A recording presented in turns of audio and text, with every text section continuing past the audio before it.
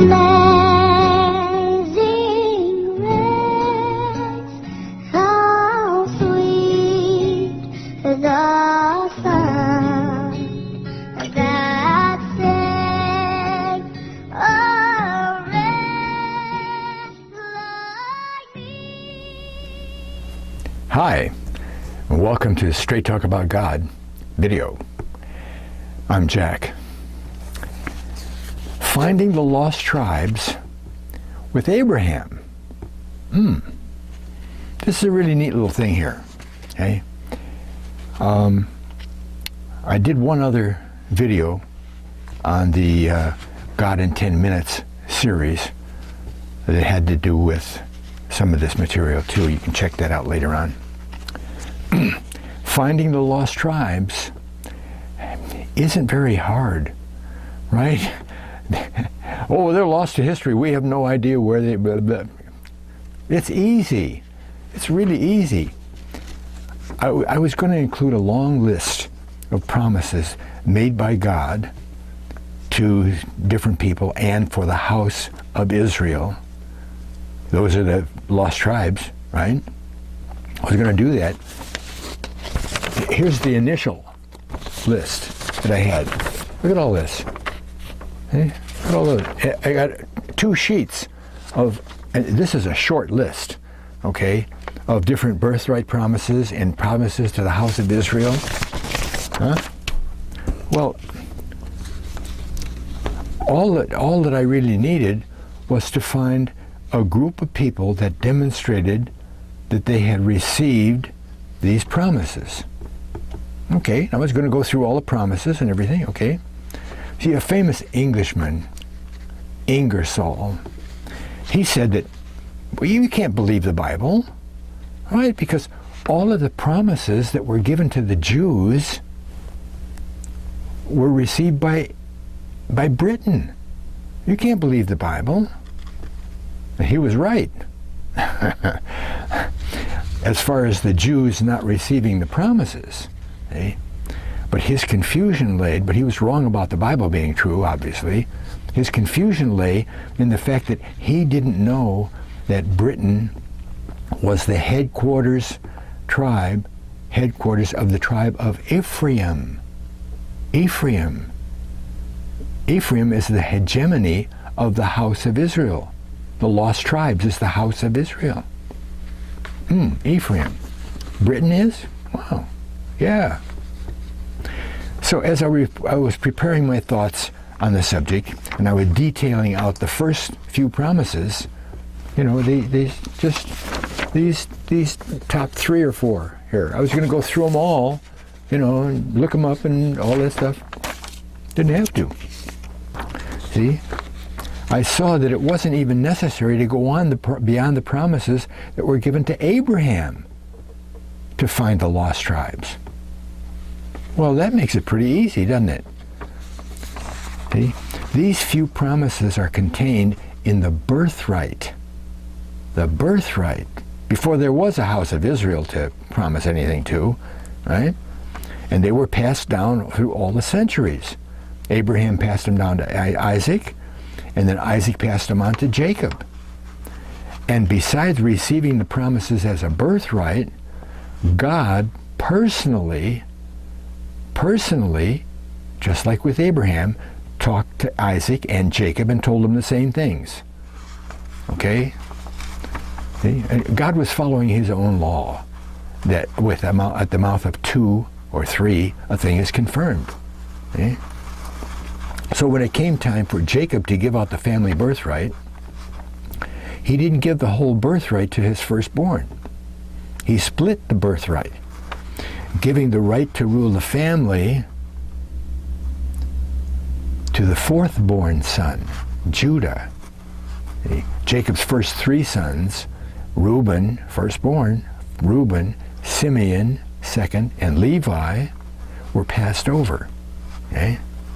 Making Judah the, quote, firstborn. But that was of Jacob's family, okay? Of Jacob's family. He also gave Judah the responsibility of being the depository of God's word, a lawgiver from between his feet. He was in charge of keeping the law. You know, that's all. That's all he got. See? Jacob actually passed over Judah in the structure of the family, see? By adopting Joseph's two sons, Ephraim and Manasseh. Now, Manasseh happened to be Joseph's firstborn, but Jacob turned that backwards and made Ephraim equal to the firstborn. See? Jacob clearly says that the boys, quote, are mine, and this is the important part, as Reuben and Simeon are mine. The first and second born. He placed Joseph's two kids in the first and second born position. And firstborn gets the birthright, right? So even though Manasseh was the firstborn, Jacob placed Ephraim as the firstborn, and Ephraim gets the birthright from Joseph. Manasseh doesn't get the birthright from Joseph. Okay?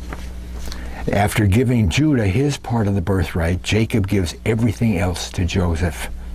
You know, the only thing he gives to the other people, the other tribes, is small blessings and kind of a prophecy of what they'll be like in the latter days.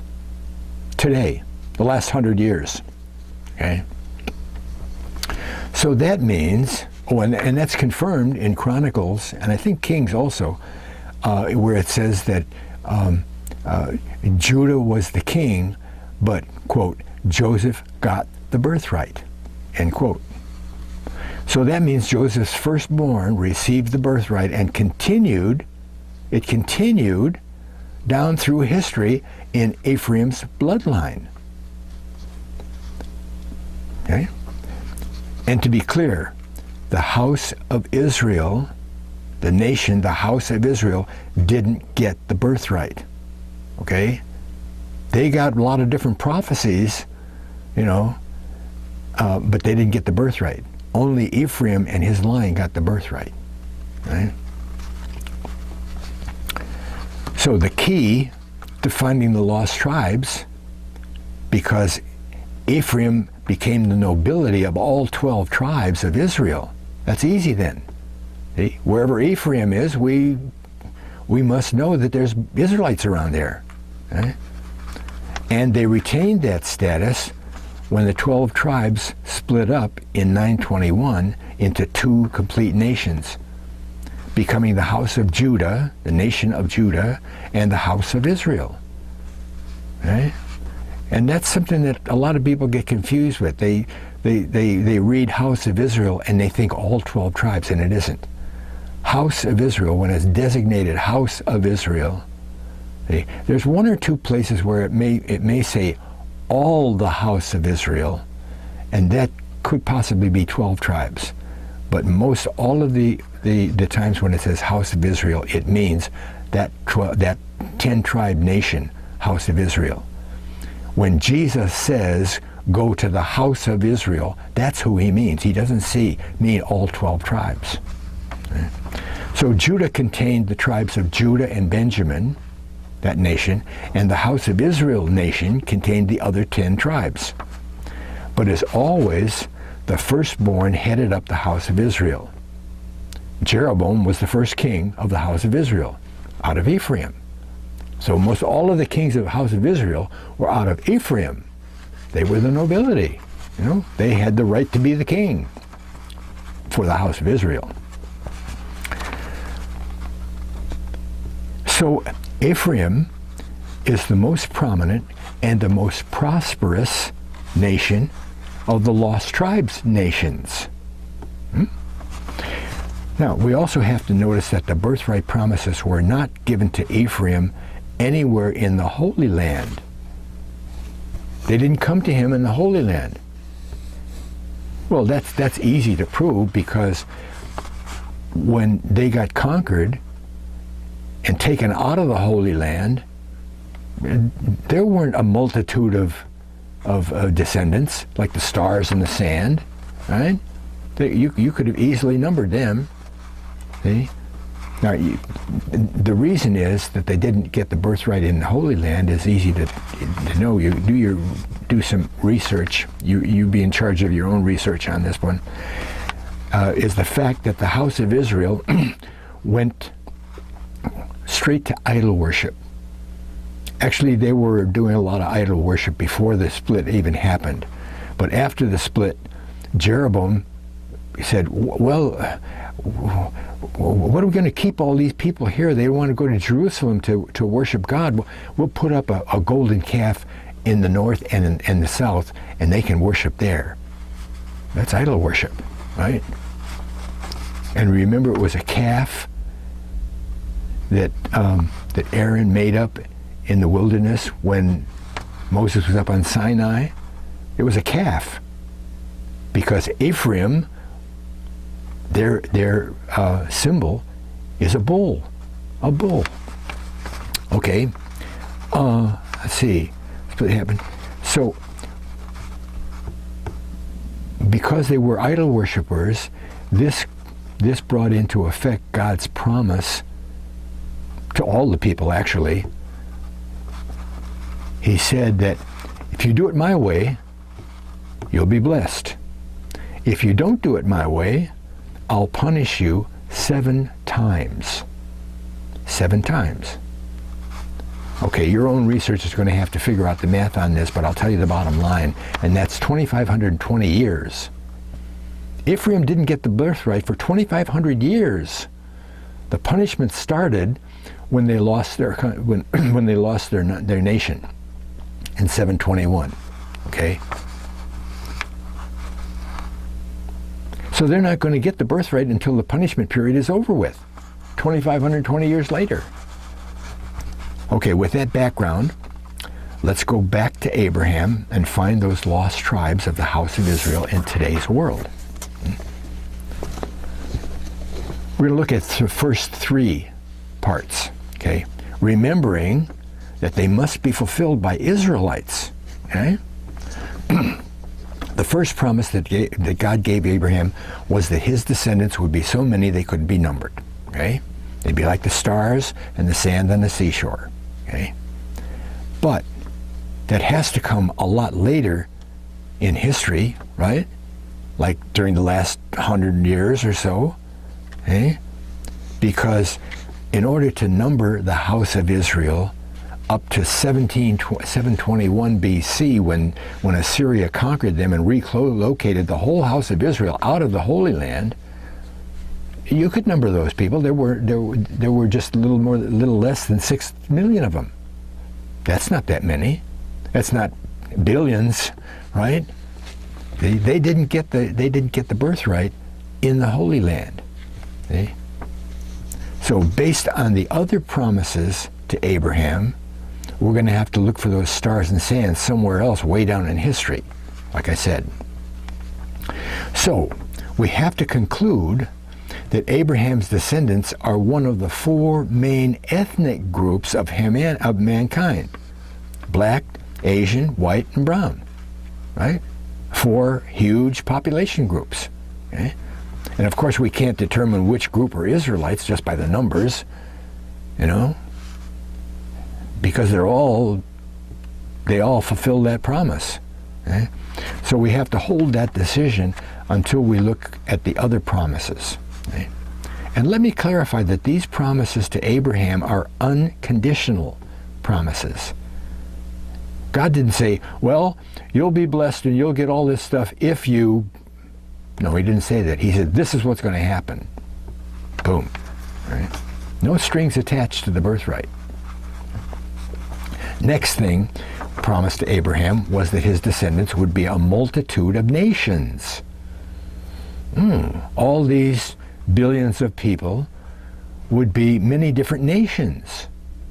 And in one of the reiterations of these promises, God changes it from multitude to a company of nations.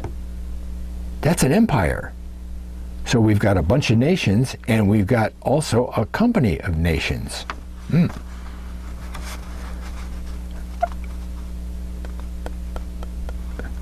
And Ephraim because he got the birthright, all of the descendants of Abraham are going to be nations, multitudes of nations. But only one of those got the birthright. And the birthright came from Abraham to Ephraim. Ephraim is going to be the one that's a company of nations. Make sense? Sure. Now, can we find that being fulfilled, all the nations, by the black ethnic population? Yes. There have been many and are many nations of black people. Africa's full of nations of black people, right? And the same can be found for the brown people around the earth.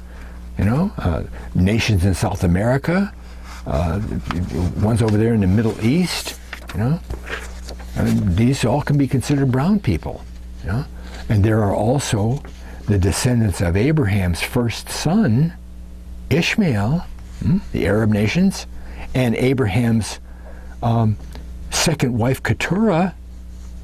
Those sons, see, they're all descendants of Abraham, aren't they? Wow, okay. Now, the Asian people, which I head up with Chinese, I mean, there's 1.5 billion of them, you know, that's going to be hard to determine. I don't know of any multitude of Chinese nations. I mean, I don't know what your definition of multitude is, but I think it's got to be more than 5 or 6. Multitude, you know. And certainly the white people, they have many nations. So we've excluded the Chinese, okay? Now we've only got 3 groups to work with, brown, white, and black, okay? So we have to go on to the next part, which is kings.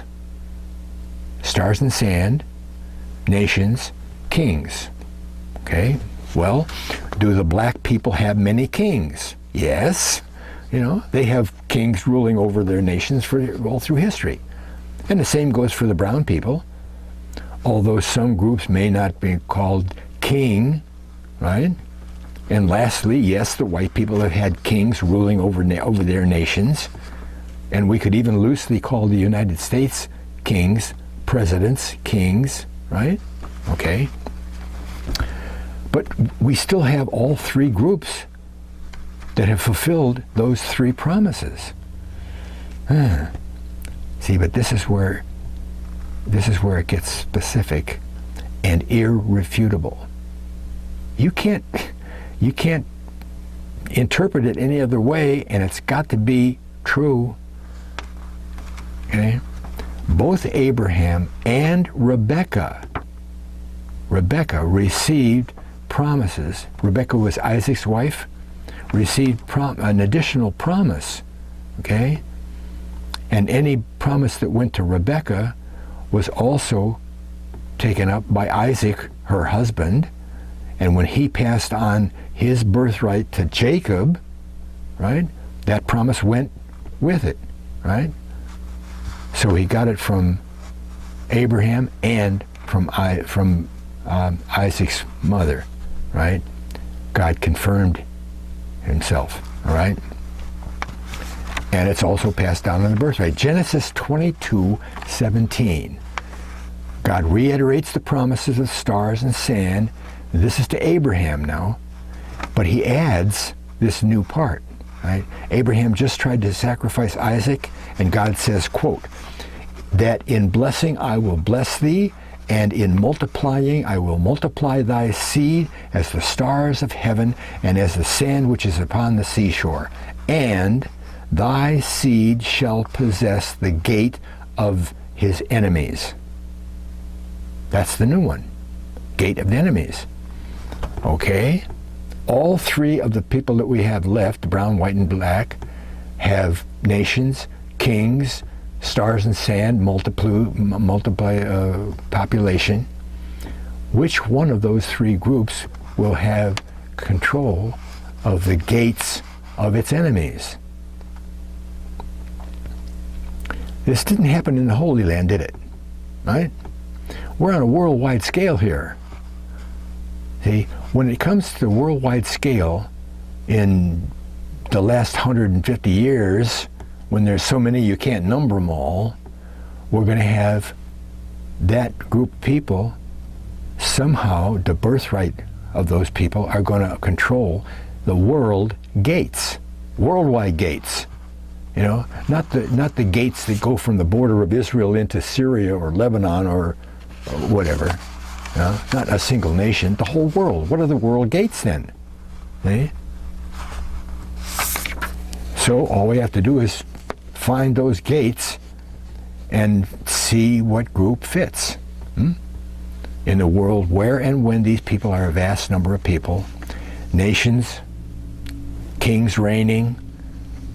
They'll be found to control the gates. So we have to determine what gates means, right? What's a gate do? It lets people in, lets people out. It's a passageway, a gate. What are the world gates of the world, right? Well, what about Gibraltar? What about Suez? What about Panama, the Falkland Islands, Cape of Good Hope?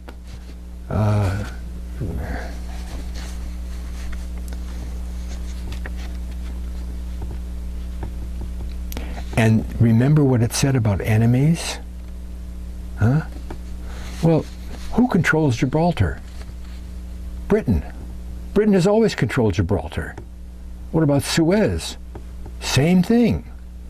And many times they've had to go to war with people to maintain control of Suez, because Suez is located in a place that isn't friendly to Britain, right?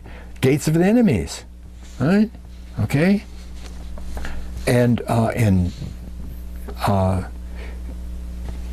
So anyway, I guess you can see that we don't have to go any further than the promises that God made along the way to the house of Israel to find the lost tribes, at least to find the headquarters of the lost tribes.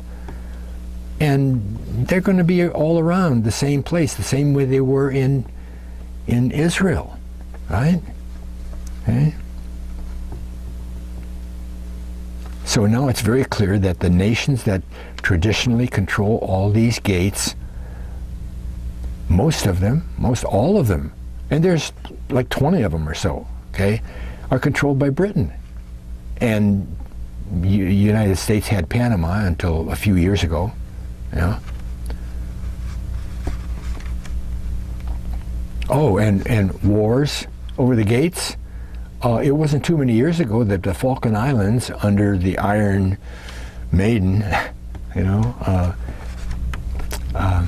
went to war over the Falkland Islands because they wanted to maintain control of that gate, right?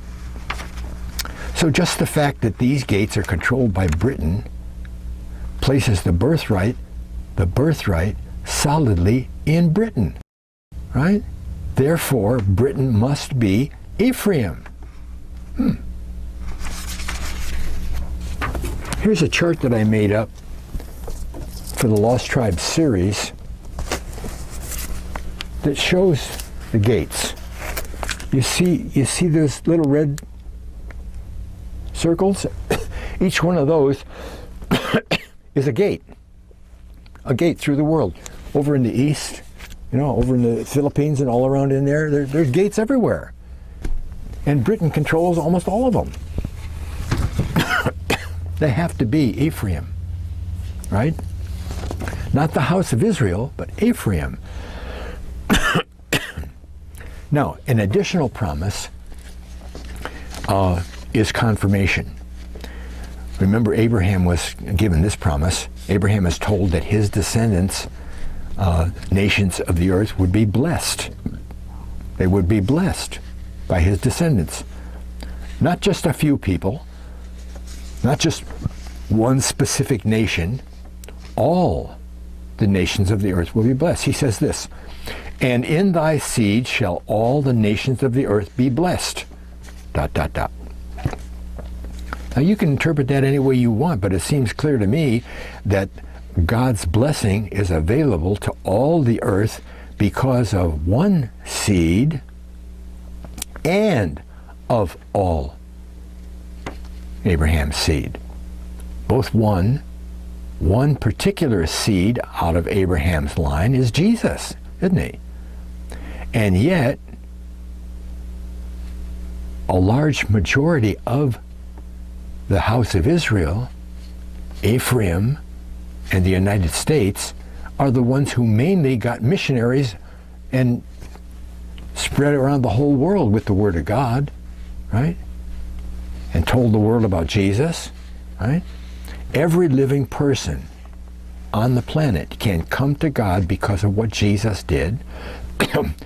And the nations that more than anybody else got God's Word out to the rest of the world were Britain and the United States. Britain and the United States. Now, I do have to put in a little bit more, okay? Because this does not exclude similar groups, smaller groups of Israelites. They say they're Israelites, but they're black people. That's okay, because of Solomon and the Queen of Sheba, there are descendants of Abraham through Solomon and Sheba that are black people. Huh? And what about the brown people? Ishmael and Keturah, those are Middle East people. They aren't white. They're not black. They're not Chinese. They're the brown people. But they're descendants of Abraham, aren't they? Well, they got descendants of Abraham. The descendants of Abraham didn't get the birthright. Only Ephraim got the birthright, and that's the most important and the difference between all the other people on the earth who claim to be Israelites, but they don't show these blessings. Black people don't control the gates of their enemies. The worldwide gates. Neither do the Chinese. Neither, you know. See? These groups, by living for God, the way He wants it to live, well, they're going to receive blessings, aren't they? And they're going to be prosperous, more than other nations that don't live by God's rules. You know, Haile Selassie, many, many years ago, was the king of a black nation that claimed to be Jewish. And they were. They were Israelites, you know. Oh, and the house of Israel, when they got off track, they got punished, just like the nations that weren't living with God, for God, you know. But the birthright is the main arbiter of who gets what, okay? See, so what this study does, it gives you a starting place of solid, irrefutable belief in who the lost tribes are, you know? Britain.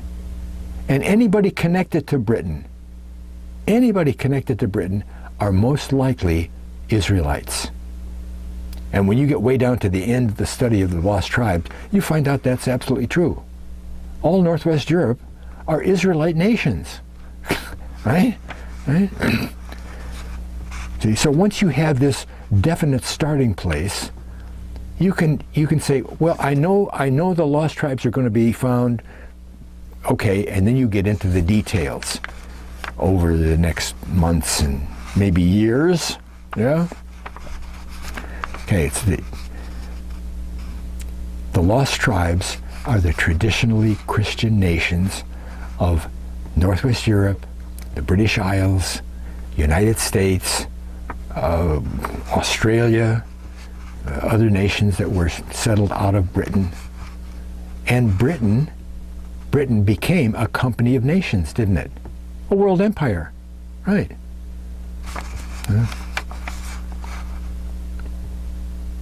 If you want to start that study, okay, I invite you to watch my 24-part Lost Tribes series.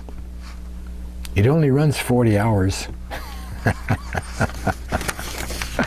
Thanks a lot for watching. God bless.